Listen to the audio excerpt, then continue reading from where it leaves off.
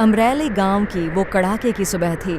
हवा इतनी तेज और ठंडी थी कि जैसे हड्डियों को चीर कर रख दे। मिट्टी के घर की दीवारों की दरारों से ठंड ऐसे अंदर घुस रही थी मानो किसी की बेरहम उंगलियां सबको छू रही हों। कमरा जम चुका था, सांसों से भाप उठ रही थी और फर्श बर्फ जैसी ठंडी लग रही थी। चारों तरफ बस ठंड का सन्नाटा फैला था। विनोद, देखो जरा, राजू के हाथ पांव बिल्कुल बर्फ जैसे ठंडे हो गए हैं।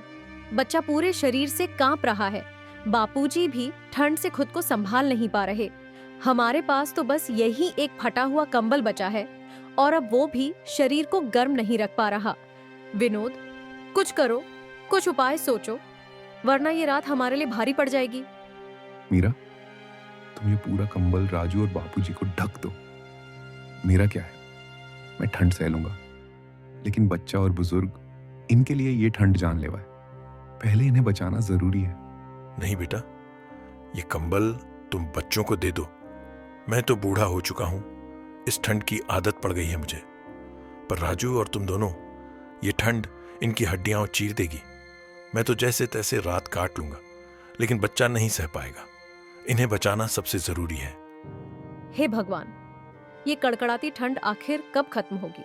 हर रात हमें डर लगा रहता है कि कहीं सुबह तक कुछ बुरा ना हो जाए।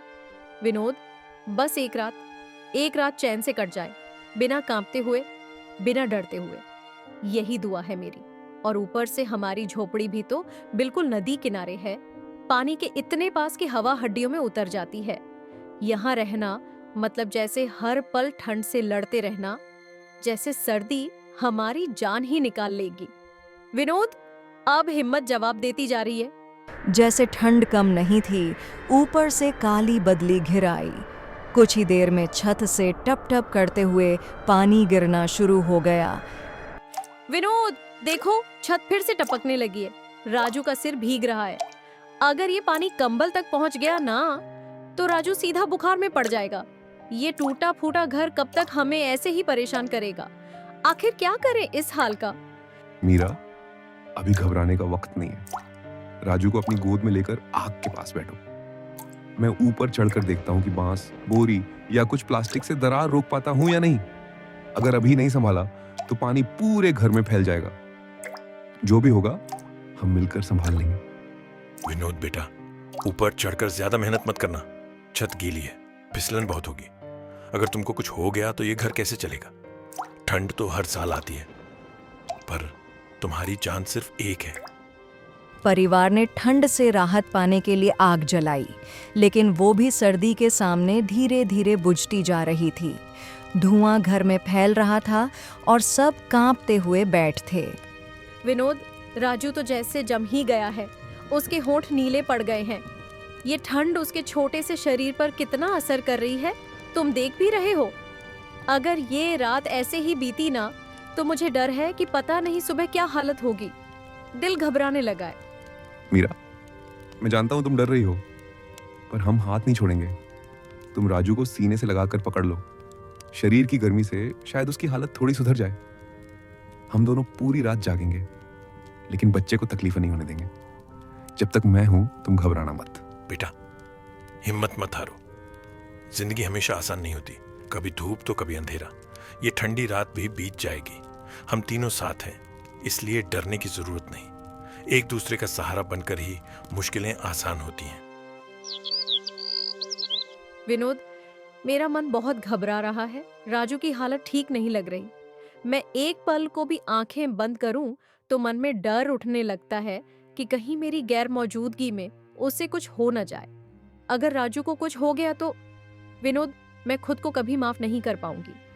मीरा सुनो, मैं जानता हूं तुम्हारा दिल राजू को छोड़कर जाने नहीं मान रहा, पर हमारा और कोई सहारा भी तो नहीं है। मेरा खेत का काम जरूरी है। अगर आज ना गया तो मालिक पगार रोक देगा और तुम्हें भी जाना पड़ेगा। नहीं तो तुम्हारी मालकिन वेतन में कटौती कर देगी। हम दोनों का काम ही इस घर की सांसें चलाए रखता है मीरा। अगर ये भी हाथ से चला गया तो हमारे खाने के भी लाले पड़ जाएंगे। देखो, तुम चिंता मत करो, यहां राजू बिल्कुल अकेला नहीं है। बापूजी उसके पास बैठेंगे। मैं दिन भर में कई बार आकर देख जाऊंगा। हम मिलकर उसे संभाल लेंगे। तुम बस जल्दी लौट आना और खुद को दोष मत देना। ये वक्त मजबूरी का है, बेदिल होने का नहीं। बेटी, तुम जाओ। रोजी रोटी की लड़ाई कोई नहीं लड़ता हमारे लिए। ये बरसात, ये ठंड, ये सब एक दिन थम ही जाएगी, लेकिन पेट की आग नहीं रुकती। चिंता मत करो, मैं भी राजू के पास ही बैठा रहूंगा। बच्चे को अकेला नहीं छोड़ेंगे हम। कड़ाके की ठंड और तूफान के बीच मीरा काम पर निकल गई और उधर विनोद भी मजदूरी के लिए निकल पड़ा। माँ, बाहर कितना अच्छा ठंडा मौसम है ना। हीटर के पास बैठकर गर्मा गर्म पकौड़ी खाने में जो मजा है वो कहीं नहीं। मम्मी, आज मेरे लिए पकौड़ी बनवा दो और साथ में समोसे भी बना देना प्लीज। हाँ बेटा, बात तो बिल्कुल सही कह रही हो तुम। ये ठंड का मौसम कितना सुहाना लगता है ना। काश ये पूरा साल ऐसे ही ठंडा बना रहे। हीटर की गर्मी, बाहर की ठंडी हवा और गर्मा गर्म पकवान। चलो, अभी तुम्हारे लिए समोसे और पकौड़ियाँ बनवाती हूँ। मीरा, अरे ओ मीरा, कहाँ मर गई हो तुम? सुनाई नहीं देता क्या? मेरी बेटी को गर्मा गर्म समोसे और पकौड़ियाँ चाहिए। घर का बाकी काम छोड़ो और पहले वही बना कर दो। बच्ची का मन है, समझी? जल्दी करो। मालिकिन, खाना तो पूरा बना दिया है, बस बर्तन धोना बाकी है। आज घर की हालत बहुत खराब है। रात भर मेरा बच्चा ठंड में कांपता रहा, उसकी तबीयत बिगड़ गई है। अगर आज मुझे जल्दी जाने दे तो बहुत मेहरबानी होगी मालिकिन। मेरा बच्चा मेरा इंतजार कर रहा है। मीरा, ये रोज रोज का बहाना बंद करो। कभी बच्चे की बीमारी, कभी घर की हालत, कभी ठंड। तुम लोगों का रोना धोना कभी खत्म नहीं होता। अब चुपचाप जाकर पकौड़ी और समोसे बनाओ। मेरी बेटी का मन है और उसके आगे तुम्हारी मजबूरियां नहीं चलेंगी। और अगर जरा भी मुंह खोला ना तो अभी के अभी काम से निकाल दूंगी। समझ आई? हे भगवान, मेरे बच्चे का ध्यान रखना। मीरा के हाथ कांप रहे थे। बाहर ठंड और बारिश बेरहम होती जा रही थी। काम तो बहुत था और मालकिन की आवाज अभी भी कानों में गूंज रही थी। हे भगवान, ये ठंड और बारिश तो और तेज होती जा रही है। ऊपर से मालकिन ने समोसे और पकौड़े बनाने को कहा है। इसमें तो बहुत समय लग जाएगा। बापूजी और राजू ने कुछ खाया भी नहीं होगा। पता नहीं उनकी क्या हालत होगी। विनोद भारी बोरियां उठाकर गोदाम में रख रहा था। हाथ सुन्न, पैर जम चुके थे। मालिक, मैं कुछ देर के लिए घर जाना चाहता हूँ। बारिश तेज हो रही है, बच्चा बीमार है। विनोद, तू यहाँ मुझ पर एहसान करने आया है क्या? काम कर चुपचाप, नहीं तो मजदूरी काट दूंगा और धक्के मारकर निकाल भी दूंगा, समझा? विनोद ने कुछ नहीं कहा। भीगी बोरियां उठाकर गोदाम में रखने लगा। ठंड चाकू की तरह चुभ रही थी, पर मजबूरी और गरीबी ने उसकी जुबान सिल दी थी। दादाजी, बहुत भूख लगी है और मुझे ठंड बर्दाश्त नहीं हो रही। माँ कब तक आएगी? बेटा, माँ पापा जल्दी ही आएंगे। तू रो मत मेरे लाल। तेरी माँ तेरे लिए गरम गरम खाना बनाएगी, जैसे तुझे पसंद है ना। बस थोड़ा और सह ले मेरे बच्चे। दादाजी यहीं हैं तेरे साथ। थोड़ी देर की बात है, फिर सब ठीक हो जाएगा। तू बस मेरे पास बैठा रह, कुछ नहीं होने दूंगा तुझे। विनोद और मीरा दोनों की राह देखते देखते राजू और बापूजी ठंड में कांपते कांपते सो गए। पेट खाली था और दिन लंबी। मीरा ने काम खत्म किया और बिना सांस लिए घर की ओर दौड़ पड़ी। रास्ता फिसलन भरा था।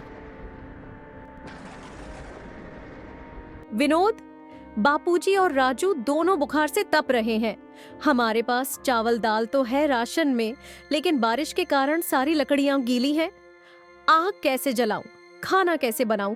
भूखे रहने से और ठंड लगती है। मीरा, तुम खाना बनाने की तैयारी करो। मैं अभी बाहर जाकर सूखी लकड़ी लाता हूँ। शायद थोड़ी गर्मी और खाना मिलने से बापूजी और राजू को राहत मिल जाए। बारिश कम होते ही डॉक्टर के पास जाएंगे। विनोद तेज बारिश और कोहरे में सूखी लकड़ियां ढूंढने निकल पड़ा। हवा चाबुक की तरह लग रही थी, पर उसके मन में सिर्फ अपने परिवार को बचाने की आग थी। विनोद, देखो, बापूजी की सांसें अटक रही हैं। जल्दी डॉक्टर को बुला लाओ, जल्दी, नहीं तो बहुत देर हो जाएगी। विनोद बिना चप्पल देखे कीचड़ में फिसलता हुआ अस्पताल पहुंचा। सांस फटी हुई थी, कपड़े भीगे थे। डॉक्टर साहब, जल्दी चलिए, मेरे बापूजी की हालत बहुत खराब है। ठंड और बारिश से उनकी सांसें अटक गई हैं। जल्दी चलिए। चल तो मैं लूंगा, लेकिन पहले बताओ, फीस लाई है? मैं मुफ्त में इलाज नहीं करता, ये मेरे उसूलों के खिलाफ है। अगर मरीज यहां आए तो 4,000 रुपए है, और अगर मुझे घर लेकर जाओगे तो 5,000 रुपए है। अब बताओ, है 5,000 तुम्हारे पास? साहेब, 5,000 क्या? अगर मैं घर के सारे पैसे जोड़ दूं तो 500 भी नहीं होंगे। मैं और मेरी पत्नी मजदूरी करते हैं, उससे सिर्फ 2 वक्त की रोटी आती है। कृपा कीजिए डॉक्टर साहब, दया कीजिए, मेरे बापूजी को बचा लीजिए। मैं आपको पैसे दे दूंगा, बस थोड़ा समय लग जाएगा। सुनो, बहस मत करो और झुक कर मत पड़ो। मेरा टाइम खराब कर रहे हो। पैसे नहीं है तो निकलो यहां से। इतना कहकर डॉक्टर पलटकर चला गया। विनोद वहीं टूट गया, फिर भारी पैरों से घर की ओर दौड़ा। विनोद जैसे ही घर पहुंचा, बापूजी शांत पड़े थे। उनकी सांसें अब चल भी नहीं रही थीं। बापूजी, बापूजी उठिए ना, ऐसे कैसे हमें अनाथ करके चले गए? इस ठंड ने हमारे सिर से बुजुर्गों का साया ही छीन लिया। ये गरीबी भी कहीं का नहीं छोड़ती बापूजी। आंखें खोलिए ना, एक बार बोलिए कि सब ठीक हो जाएगा। उठिए ना बापूजी, हमें यूं रोता बिलखता छोड़कर मत जाइए। बापूजी के अंतिम संस्कार से लौटते हुए मीरा और विनोद का दिल पहले से ही टूटा था, पर जब वे अपनी जर्जर सी झोपड़ी के पास पहुंचे तो एक और सदमा इंतजार कर रहा था। तूफान ने पूरी झोपड़ी को धराशायी कर दिया था। छत उखड़ चुकी थी, दीवारें मिट्टी में बदल चुकी थीं। उनके सिर से अब साया ही नहीं, छत भी उठ चुकी थी। देखिए ना जी, पहले सिर से बापूजी का साया गया और अब ये छत भी चली गई। भगवान जैसे हमारे सब्र की परीक्षा ले रहा है। हमने बापूजी को खो दिया, पर अब मैं अपने बच्चे को नहीं खोना चाहती। कुछ कीजिए विनोद, हम कहाँ जाएं, क्या करें?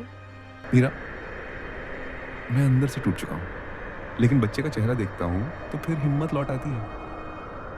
तू यहीं पास वाले पेड़ के तने के नीचे बैठ जा। तूफान बहुत तेज है। राजू को अपनी गोद में कस कर पकड़े रहना। मैं सेठ के पास जाता हूँ, उससे से कहूंगा कि बस एक रात अपने गोदाम में आसरा दे दे। तू बिल्कुल मत डरना, मैं जल्दी लौटाऊंगा। अच्छे से जाइएगा जी।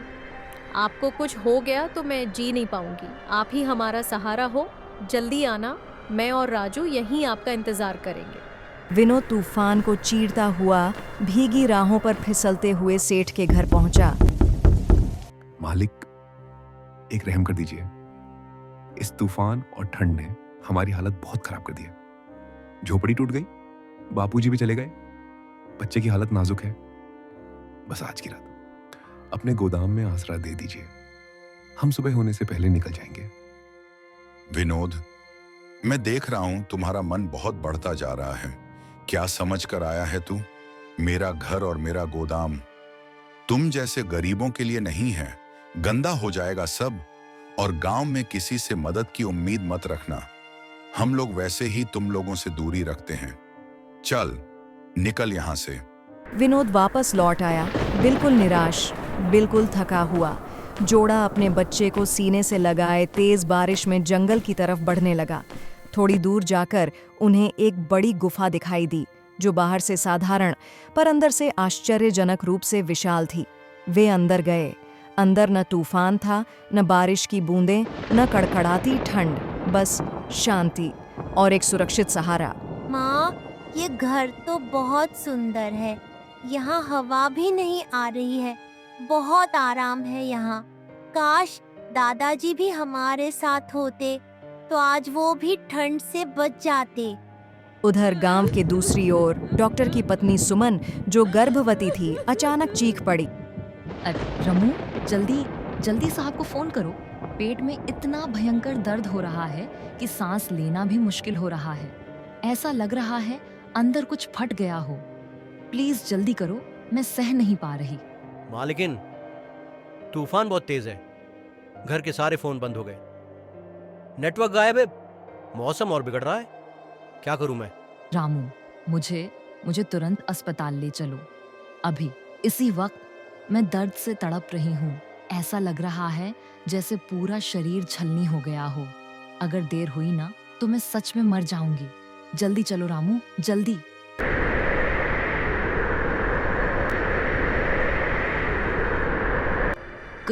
क्या हुआ रामू? कार क्यों रोकी तुमने? मेरे पेट का दर्द हर सेकंड बढ़ता जा रहा है। मैं चीख भी नहीं पा रही। कुछ करो रामू, प्लीज कुछ करो। मुझे बचा लो, मैं टूट रही हूँ। मालिकिन, रास्ता बंद है, तूफान बहुत तेज है, मैं कुछ समझ नहीं पा रहा। आप यहीं रुकिए, मैं मदद ढूंढ कर लाता हूँ। ये जंगल है, शायद कोई ना मिले, पर मैं कोशिश करता हूँ। आप घबराइए मत। रामू अंधेरे जंगल की ओर भागा। तभी उसे दूर एक गुफा से हल्की रोशनी दिखी। सुनिए, कोई है यहाँ? मेरी मालिकिन की हालत बहुत खराब है, उन्हें तेज दर्द हो रहा है और बाहर तूफान में रुकना जानलेवा है। कृपया कोई मदद कीजिए। भैया, आप उन्हें यहाँ ले आइए। तूफान में बाहर रहना ठीक नहीं। हम जो कर सकते हैं करेंगे। विनोद और रामू मिलकर सुमन को गुफा में लाए। विनोद, इनकी हालत बहुत खराब है, तुम और ये भाई तुरंत बाहर जाओ। मुझे इनकी डिलीवरी अभी करवानी पड़ेगी। सुबह तक इंतजार नहीं किया जा सकता, नहीं तो इनकी जान को खतरा हो सकता है। मीरा ने बिना घबराए, बिना रुके, अपनी समझदारी और धैर्य से डॉक्टर की पत्नी की सुरक्षित डिलीवरी करवाकर एक बच्ची को जन्म दिलाया।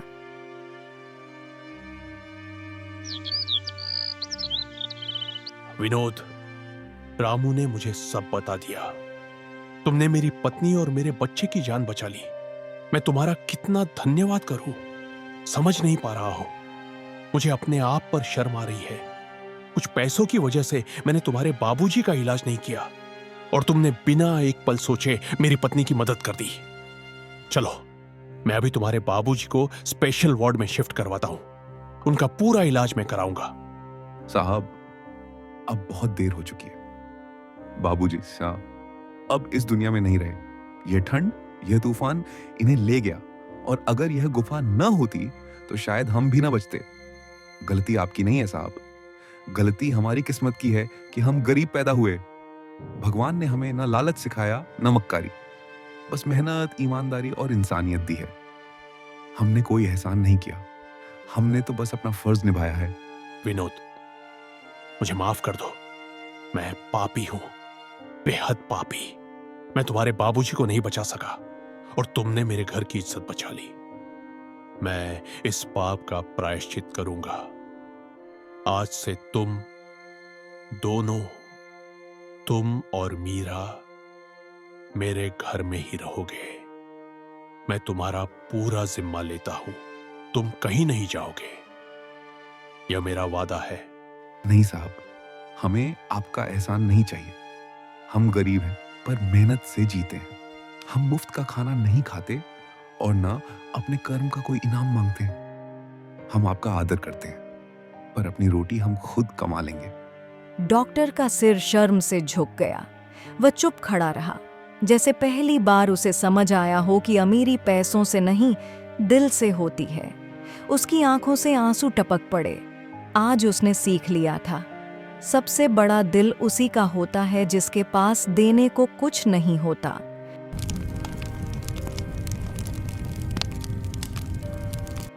नमस्ते दोस्तों, मैं हूँ निधि। अगर कहानी पसंद आए तो लाइक ज़रूर करें